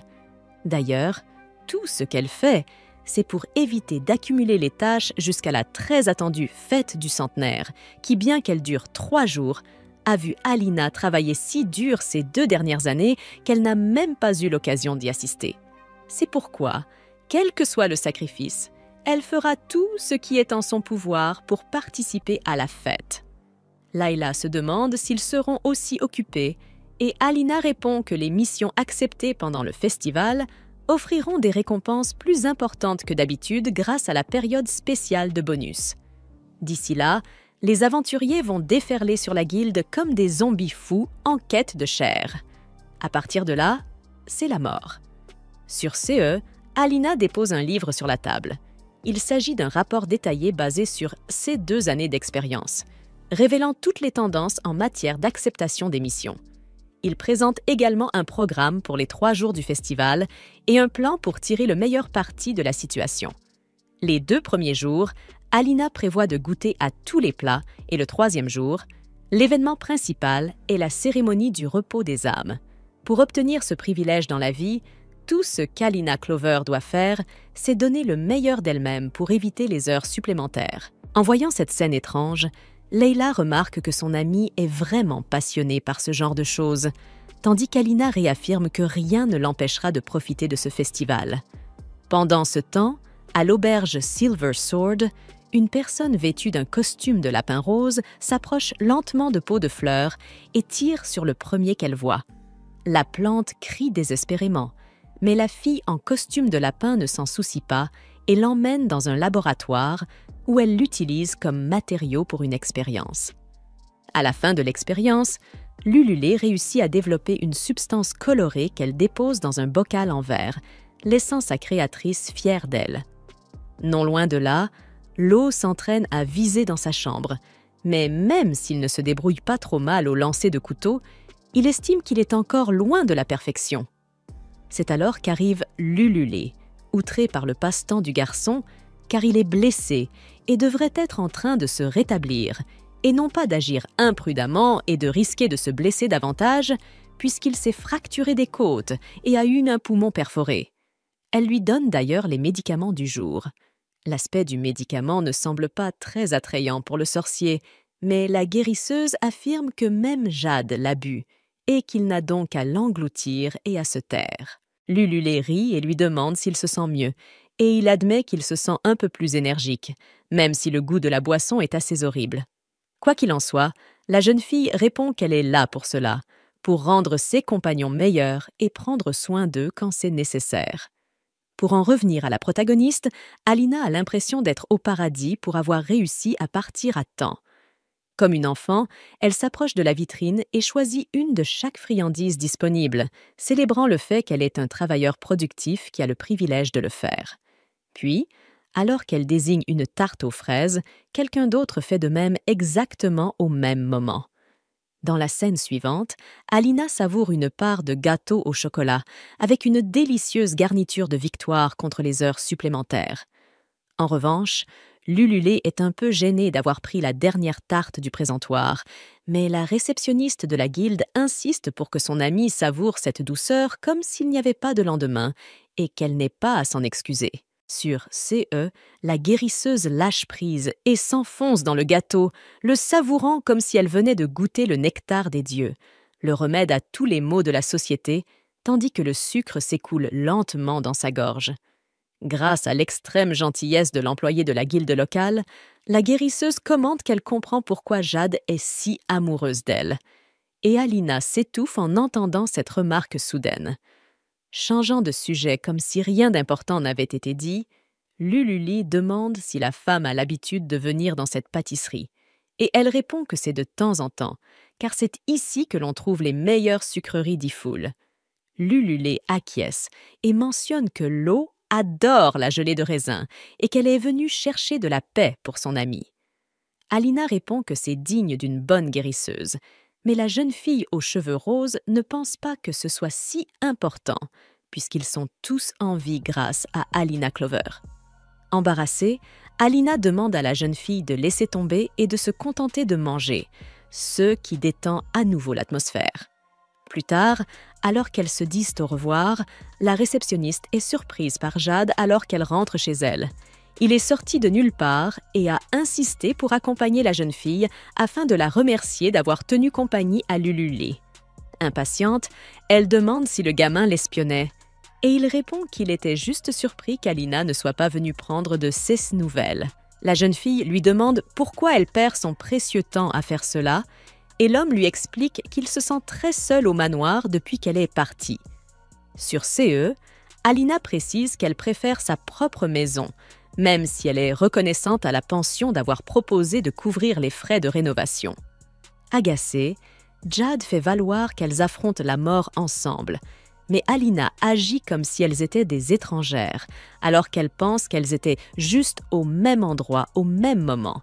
Rien de plus. Ce soir-là, Lululi se promène dans les rues, remarquant les drapeaux éparpillés qui annoncent l'arrivée imminente du festival du centenaire. Tout ce qu'elle veut, c'est profiter de cette fête avec sa guilde. Pendant ce temps, un homme se faufile dans les ombres des ruelles, épiant les pas de la jeune aventurière. À 10 jours de la fête du centenaire, Alina se promet de travailler comme une forçat, car la bataille pour la fête commence aujourd'hui. Voyant que son amie est obnubilée par cet événement, Leila lui demande si elle est tombée amoureuse de quelqu'un, car ce festival a toujours été propice aux amours. Leila grommelle alors que l'endroit grouille de beaux couples à chaque coin de rue, tandis qu'Alina risque sa vie en errant seule dans un immense festival au milieu de la nuit pendant 3 jours. De toute évidence, Leila ne s'attendait pas à une telle détermination à sortir à temps, juste pour profiter de l'événement d'une manière aussi vulgaire et solitaire. Cela dit, la jeune fille se met à pleurer parce qu'elle ne peut pas accompagner sa meilleure amie, puisqu'elle sera accompagnée d'un beau gosse qui sera son cavalier. Remarquant qu'Alina ne se soucie pas de l'identité de cet heureux élu, Leila répond sans se faire prier qu'elle sortira avec le bourreau lui-même. Alina est surprise par cette révélation de dernière minute, jusqu'à ce que Leila lui explique ce qui se passe réellement. En fait, c'est elle qui a créé la poupée du bourreau, en combinant les caractéristiques physiques qu'elle trouve les plus attirantes chez un homme, formant ainsi la date parfaite pour sa sortie imaginaire et étrange avec un jouet qui ressemble à un criminel en jupon. Se rappelant de ne pas contredire un fou, Alina se lève pour terminer le nettoyage, mais un bruit attire l'attention des 2 femmes. À l'extérieur de la guilde, une foule interminable d'aventuriers se bouscule pour savoir qui entrera le premier. Le prélude au chaos frappant à la porte, Alina laisse tomber le seau d'eau de sa main, le désespoir s'emparant de son âme. Plusieurs heures plus tard, la pauvre fille est complètement épuisée par une pile de travail qui n'en finit pas. Fatiguée, Leila tente de comprendre d'où viennent tous ces gens, alors que la saison des primes n'est même pas encore commencée. Réalisant qu'il n'y a pas d'autre solution, la protagoniste décide de prendre des mesures drastiques pour renverser la situation. Pendant ce temps, Dans un donjon, un jeune aventurier nommé Sibyl faisait ses débuts à l'épée d'argent lors d'une mission d'entraînement. Faisant preuve d'une grande agilité, il s'avança vers un loup-garou géant et le frappa de plein fouet avec son épée à 2 mains. La bête hurla de douleur à cause de la blessure qu'elle avait reçue à la poitrine, et le garçon s'assura de montrer à ses nouveaux compagnons que son travail avait été bien fait. Tous félicitèrent le débutant, mais cette distraction coûta cher à l'équipe. Dos à l'adversaire, Sibyl reçoit un coup violent qui lui cause des dégâts considérables. Lulu Lee se précipite pour aider son camarade, et la vue de sa poitrine éclatée fait ressurgir dans l'esprit de la guérisseuse des souvenirs fâcheux d'autres personnes dans un état similaire à celui de l'allié tombé au combat. Levant son bouclier pour protéger l'équipe, Jade crie le nom de son amie pour la faire sortir de ses gonds. La jeune femme commence alors le processus de guérison, mais le tank s'inquiète de l'hésitation du membre de l'équipe. Une fois rétablie, Sable se lève avec la haine de l'ennemi et attaque à nouveau, mais sans plan d'action, provoquant l'ire du chef de l'épée d'argent qui lui ordonne de se replier. Ignorant cet ordre, Sable est désarmé dans le combat et fait face à la mort, mais avant qu'une tragédie ne se produise, l'exécuteur apparaît pour empêcher le pire. D'un seul coup, elle divise le loup en 2, mettant fin au combat en un clin d'œil. L'hologramme se dissout ensuite et Alina entraîne Jade dans un autre coin sans dire un mot à personne. Sable tente de digérer le fait que l'exécuteur ait vaincu le loup de guerre d'un seul coup, ce qui lui fait remettre en question son appartenance à un clan d'élite comme celui de l'épée d'argent, alors que l'homme perd complètement son sang-froid face à ce drame, commentant littéralement à Law qu'ils devront trouver un autre compagnon. Pendant ce temps, Alina traîne Jade au bureau de Glengarria pour se plaindre que les aventuriers l'inondent déjà de demandes. Selon le maître de la guilde, une rumeur infondée se répand dans la ville concernant une mission avec une relique alimentée par le Dia. Furieuse, Alina veut savoir ce qu'il faut faire pour revenir à la normale, et Jade lui explique que la guilde annoncera demain qu'il s'agit d'une fausse nouvelle. Alina est sûre que les aventuriers brutaux n'écouteront pas cela, alors le tank hausse le ton et dit que puisque c'est le CIA, ils doivent trouver qui a répandu la rumeur, et que, pendant ce temps, tout ce que les filles doivent faire, c'est tenir bon. Malgré la confiance qui se dégage de la voix de Nike lorsqu'il prononce ces mots, Alina baisse la tête et se souvient qu'elle doit encore terminer le travail d'aujourd'hui. Après cette réunion, Jade retrouve Lulu Lee et lui fait part de son hésitation à lancer le sort de guérison. La jeune fille s'excuse en disant qu'elle ne s'est jamais entraînée avec un guerrier du Longswire auparavant et que le chef comprend très bien.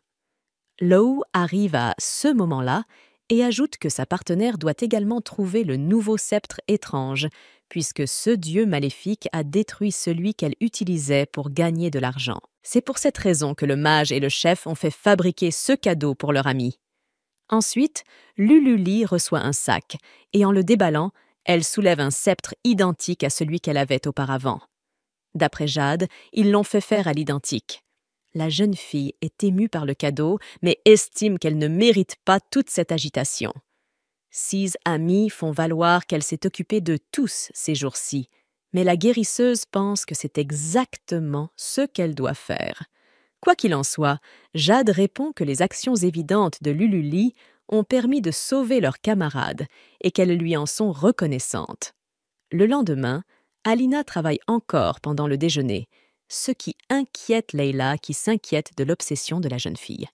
Son amie lui conseille de ralentir un peu pour ne pas avoir l'air d'un robot, passant d'un devoir à l'autre pour le réviser, mais la protagoniste n'aime pas cette idée, arguant qu'elle a l'impression de tricher. Layla fait remarquer que le seul à bénéficier de cette rapidité est leur patron, et Alina ne peut qu'être d'accord. Plus tard, lors d'une réunion de l'épée d'argent, Jade rappelle que Rufus était obsédé par la capacité d'IA de la prétendue relique de la tour Gize, mais que l'objet n'existait pas et que le clan a fini par ressusciter un dieu maléfique. Apparemment, la personne qui a répandu cette rumeur voulait renaître en tant que Scylla. Étant donné que les dieux maléfiques ont besoin de consommer des âmes humaines pour revivre, cette personne a répandu la rumeur pour attirer les gens dans le donjon afin de nourrir le dieu. Soudain, Alina remarque que tous ces fous sont réunis et se demande ce qui se passe. Glenn explique qu'ils ne peuvent pas discuter de ces sujets sensibles au quartier général, car quelqu'un pourrait les écouter, tandis que Jade apporte de bonnes nouvelles. Les enquêteurs ont découvert l'origine de la rumeur. Quoi qu'il en soit, Alina souhaite que ce problème soit résolu rapidement afin de pouvoir profiter du festival.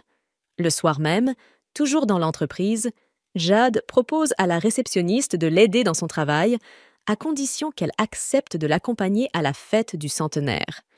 Bien qu'elle refuse dans un premier temps, la jeune fille se dit qu'elle ne pourra pas terminer ce fichu travail seule, quels que soient ses efforts, et accepte donc à contre-cœur la proposition de la guerrière, tout en précisant qu'elle le fait sous la contrainte. D'une manière ou d'une autre, ce qui compte, c'est qu'elle va terminer ce travail, même si sa vie en dépend. 5 jours avant le festival du centenaire, Alina jura d'éliminer la personne qui avait répandu la rumeur selon laquelle, lors de cette mission secrète, il existait une relique conférant le pouvoir d'Hidaya. En fait, tous ceux qui l'avaient forcée à travailler davantage dans cette vie subiraient le même sort funeste. À part cela, elle se demandait pourquoi ils étaient habillés de cette façon, en particulier Lululi, qui ressemblait à un bouclier blindé ambulant. Jade répondit qu'il répandait volontairement ces rumeurs pour les novices, et Lululé ajouta que c'était la raison pour laquelle il se déguisait et attendait que ces personnes approchent le groupe.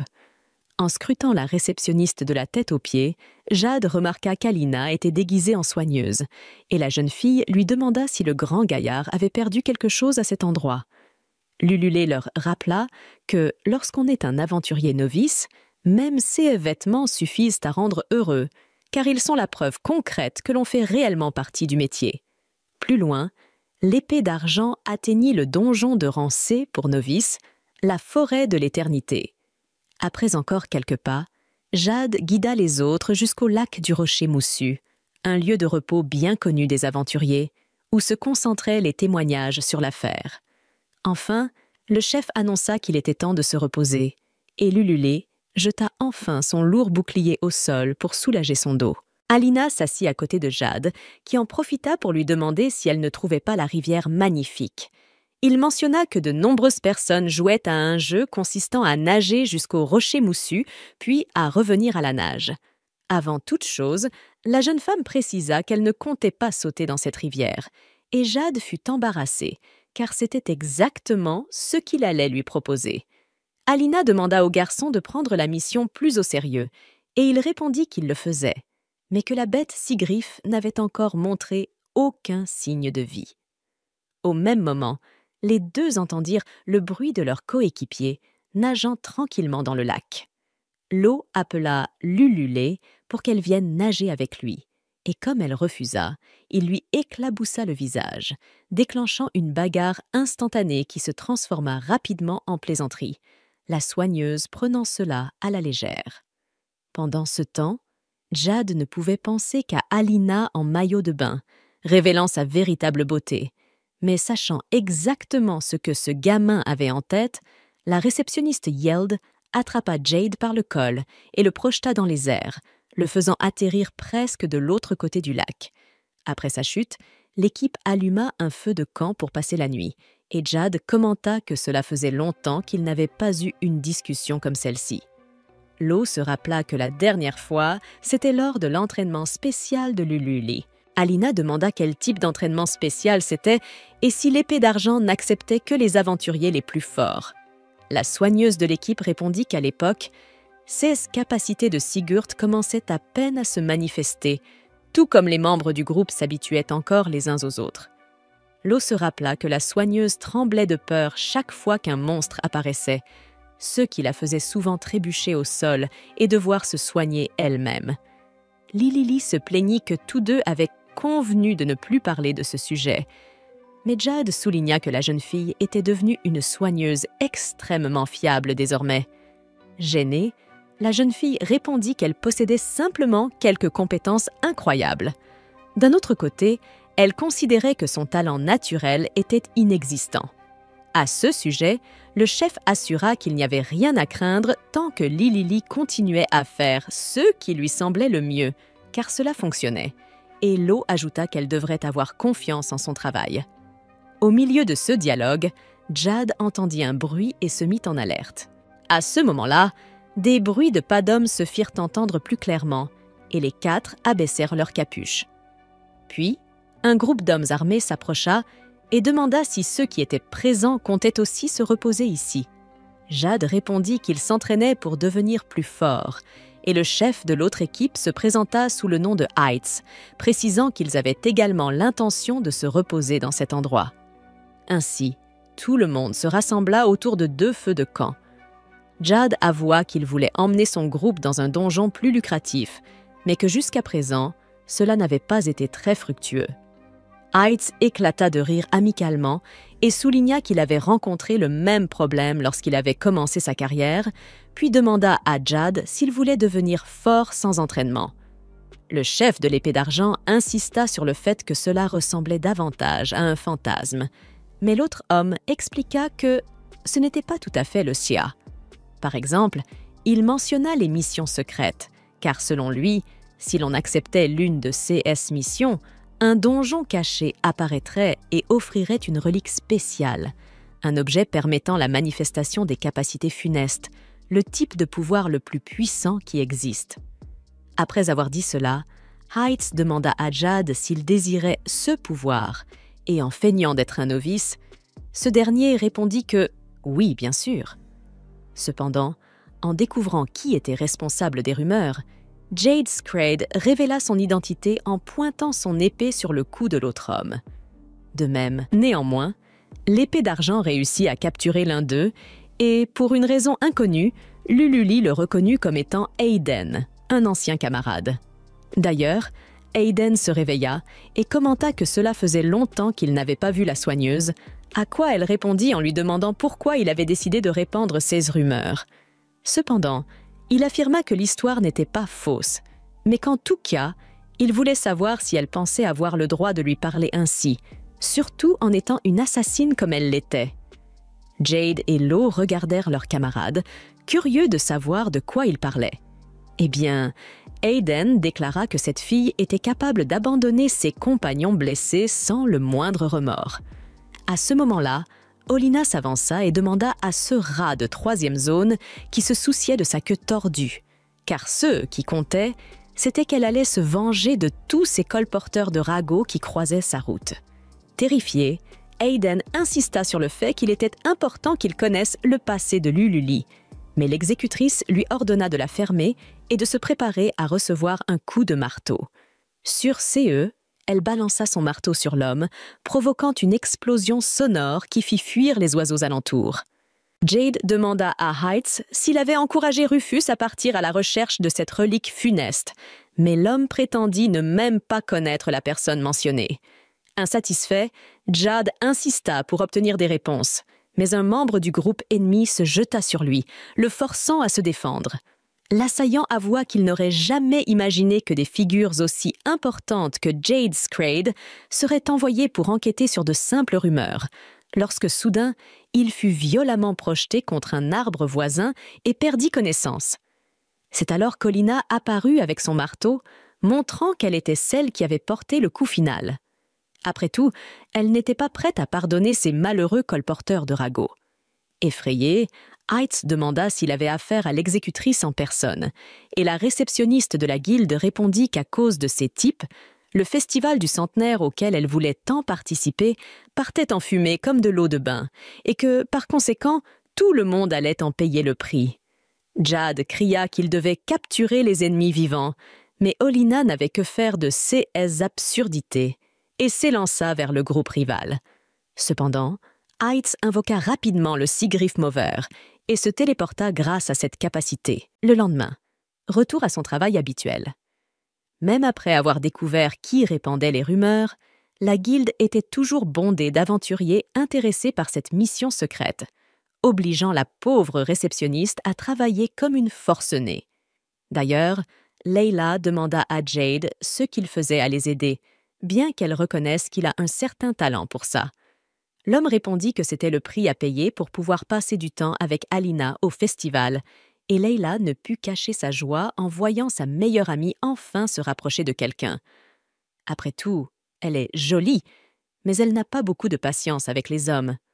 Par exemple, chaque type qui l'approche se fait rejeter avec un sourire aussi sec que tranchant. Intriguée, Jade voulut en savoir plus sur cette histoire d'Alina repoussant tout le monde, tandis que Leila ajouta que sa collègue allait enfin quitter ce travail pour épouser un noble. Alina précisa qu'elle ne se marierait jamais avec ce crétin, mais Leila observa que Jade lui-même était un aventurier d'élite, un gars populaire et courageux qui avait sa place au sommet. Cependant, n'ayant aucune patience pour cette conversation, Alina se leva et déclara qu'il y a des joies dans la vie que l'argent ne peut pas acheter, comme savourer une douceur après une longue journée de travail ou veiller tard la veille d'un jour férié. Sur ce, la dernière chose qu'elle voulait, c'était dépendre de quelqu'un d'autre pour subvenir à ses besoins, surtout quand elle avait 2 bras et 2 jambes, qui n'étaient pas là pour faire joli. Voyant son amie ainsi, Leila demanda pourquoi diable le guerrier était tombé amoureux d'une fille aussi grincheuse, mais c'était précisément ce côté têtu et sauvage qui avait conquis le cœur de Jade. Un peu plus tard, Alina, épuisée de remplir des papiers, décida de prendre l'air après avoir laissé Leila rentrer chez elle. Alors qu'elle partait, Leila demanda à Jade combien de temps son ami tiendrait encore, mais l'homme assura qu'il resterait avec Alina jusqu'au bout. D'ailleurs, la jeune femme souligna qu'Alina était une personne très gentille qui l'aidait toujours en tout, y compris pour les heures supplémentaires, mais qu'elle avait tendance à tout prendre sur ses épaules.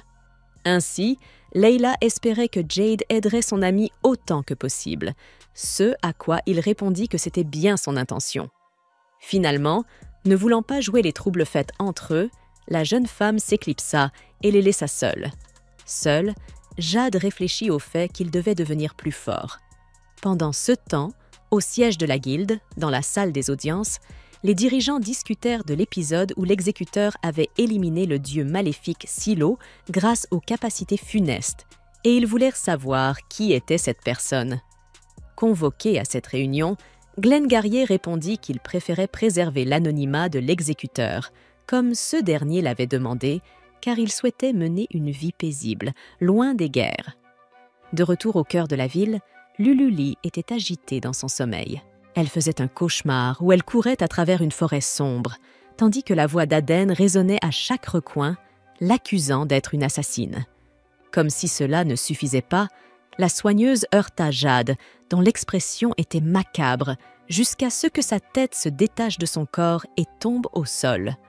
En observant les alentours, la jeune femme remarqua les corps de ses anciens camarades éparpillés partout et poussa un cri de désespoir. À cet instant, Lululi se réveilla en sursaut.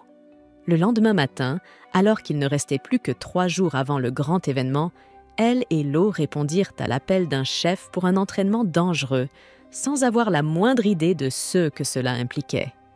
Toujours troublé par l'incident de la veille, Lululi demanda à son camarade s'il ne voulait pas connaître la vérité sur son passé d'assassine, mais Lo répondit que cela n'avait aucune importance pour lui, ce qui surprit la jeune femme. Peu après, ils arrivèrent au siège de la guilde, et Lululi prit la décision d'avouer qu'Aden disait la vérité. En effet, il était le tank du premier groupe auquel elle avait appartenu avant que sa capacité Sigrif ne s'éveille. Un jour, l'équipe entra pour la première fois dans une salle de boss, et l'excitation des membres était palpable. Mais dès le début, tout commença à mal tourner. Chaque minute, un camarade tombait au combat. Le mage noir et le spadassin étaient à l'agonie. Mais comme elle était très inexpérimentée, Lululi n'avait assez de mana que pour soigner l'un des deux, ce qui signifiait qu'elle devait choisir qui sauver. Incapable de se décider, elle choisit de diviser sa guérison entre les deux, ce qui entraîna la mort des 2 compagnons. À ce sujet, Lo expliqua que son ami pouvait se reprocher de ne pas avoir eu la capacité de tous les soigner à l'époque, mais que le tank avait aussi échoué à protéger l'équipe, tout comme les attaquants n'avaient pas réussi à tuer le boss. D'ailleurs, si on suit cette logique, alors même Lo pourrait être considéré comme un assassin. Il lui demanda donc si elle voulait toujours rester dans le groupe. Lululi répondit que oui, car Lo n'agirait ainsi que s'il n'avait pas d'autre choix. Saisissant l'occasion, Lo ajouta qu'il pensait la même chose. surtout qu'il avait plus confiance en la Lululi qu'il connaissait qu'en les paroles de n'importe quel autre homme. Après leur conversation, les deux se dirigèrent vers Jade, qui subissait une réaction énergétique violente, jusqu'à s'effondrer au sol. Plus tard, au bâtiment de recherche de la Guilde des aventuriers, après s'être quelque peu rétabli, le leader expliqua qu'il s'était entraîné à activer simultanément ses capacités, en combinant Sigrath Wall avec Sigrath Blood pour obtenir un résultat plus puissant. Willoughby réprimanda son chef, soulignant les dangers de telles expériences jusqu'à ce qu'une femme nommée Shelly entre dans la pièce.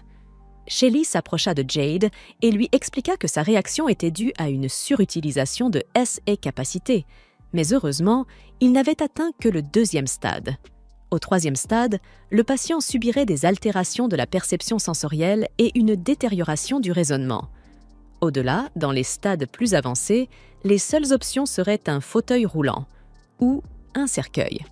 Bien que Shelly soit une chercheuse spécialisée dans les capacités et les reliques, cela ne la dérangerait pas que Jade atteigne ces stades, afin qu'elle puisse observer les effets de plus près. Passant à autre chose, elle révéla le cœur du dieu maléfique Scylla, expliquant qu'il s'agissait du noyau formant la base de son corps, et que sa teinte sombre résultait du fait qu'il contenait divers sceaux mystiques ou des capacités éteintes. Scylla avait démontré 3 de ces techniques, mais il semblait que les âmes qu'il consommait lui conféraient de nouveaux pouvoirs. Avec un sourire étrange, Shelly fit remarquer qu'un tel dieu pourrait effectivement anéantir l'humanité. Plus tard, au bâtiment de recherche de la Guilde des aventuriers, après s'être quelque peu rétabli, le leader expliqua qu'il s'était entraîné à activer simultanément ses capacités, en combinant Sigrath Wall avec Sigrath Blood pour obtenir un résultat plus puissant. Willoughby réprimanda son chef, soulignant les dangers de telles expériences jusqu'à ce qu'une femme nommée Shelly entre dans la pièce. Shelly s'approcha de Jade et lui expliqua que sa réaction était due à une surutilisation de ses capacités, mais heureusement, il n'avait atteint que le 2e stade. Au 3e stade, le patient subirait des altérations de la perception sensorielle et une détérioration du raisonnement. Au-delà, dans les stades plus avancés, les seules options seraient un fauteuil roulant ou un cercueil. Bien que Shelly soit une chercheuse spécialisée dans les capacités et les reliques, cela ne la dérangerait pas que Jade atteigne ces stades, afin qu'elle puisse observer les effets de plus près. Passant à autre chose, elle révéla le cœur du dieu maléfique Scylla, expliquant qu'il s'agissait du noyau formant la base de son corps, et que sa teinte sombre résultait du fait qu'il contenait divers sceaux mystiques ou des capacités éteintes.